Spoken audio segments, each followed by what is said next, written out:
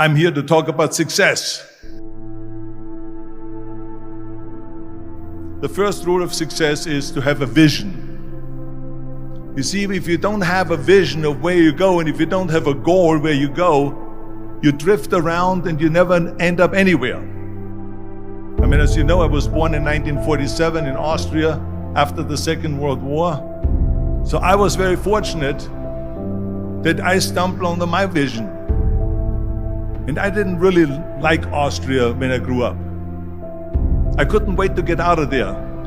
I couldn't see myself becoming a farmer or a worker in a factory or anything like that. Even though my parents wanted me to stay there and have a normal life. But that was their vision, not mine. My vision was totally different. I felt that I was born for something special, for something unique, for something big. Then one day I went to school. I remember I was 11 years old, and they showed a documentary about America. And there they showed in this documentary the huge skyscrapers, the high-rises, the huge bridges, the 6-lane freeways, and all of this stuff. And I said to myself, that's where I want to be. I don't want to be around here with these little farmhouses and these little buildings. I want to be in America. One day after school, I walked by a store in Graz. So I went inside and I looked around, and then I saw a magazine. I saw a bodybuilding magazine that had Reg Park on the cover. Reg Park was then a 3-time Mr. Universe. And I saw him on the big screen as Hercules. I read that and I said to myself, wow, this is the blueprint for my life. This is exactly what I want to do. I want to become a bodybuilding champion just like Reg Park. I want to get into movies just like Reg Park.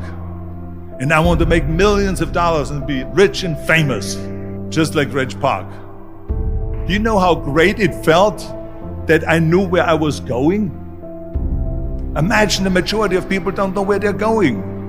I knew where I was going, that I'm going to become this bodybuilding champion just like him. So it was just a question of how do you do it? I was so relieved, because when you have a goal, when you have a vision, everything becomes easy.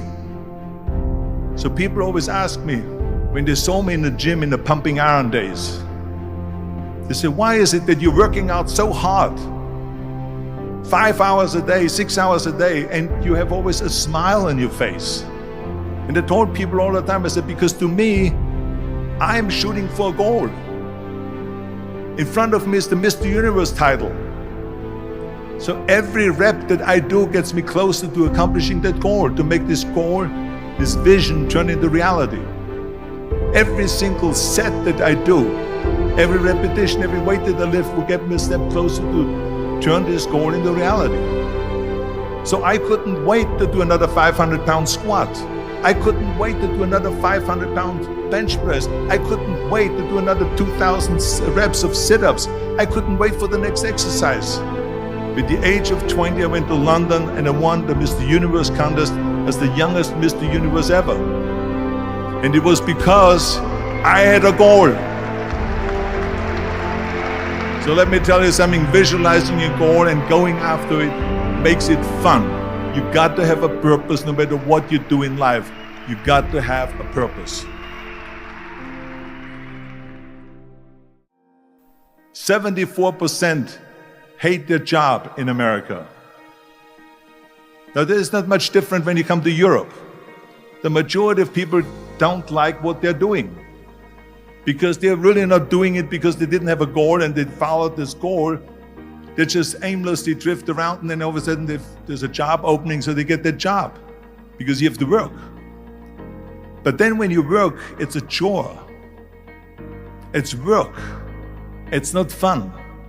So if you think about, only a quarter of the people really enjoy what they're doing in life.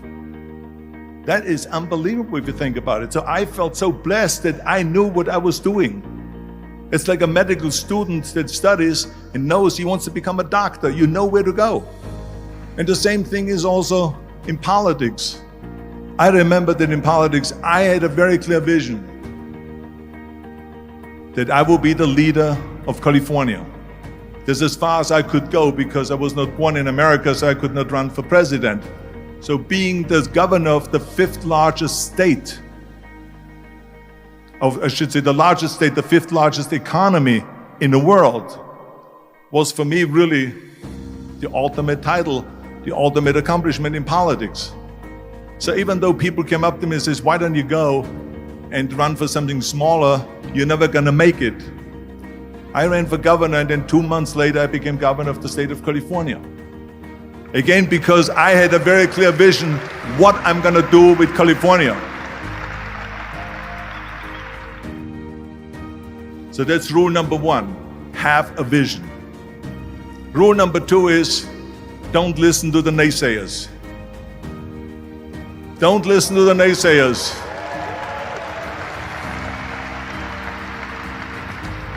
Everything I ever did, the thing that I heard out of people's mouth was, that's impossible.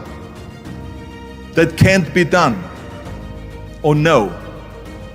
That is exactly what I heard, and of course I proved to the people that it can't be done. So whenever someone said to me, it can't be done, I heard, it can be done. When they said no, I heard yes. And when they said it's impossible, I heard, it is possible. I'm a strong believer of what Nelson Mandela said, that everything is always impossible until someone does it. Well, I'm gonna be the one, I said to myself, I'm gonna do it and I'm gonna show it to them. Maybe it has never been done before. That's perfectly fine with me. But I'm gonna do it. And I did not listen to the naysayers. It's all about the hard work that you put in.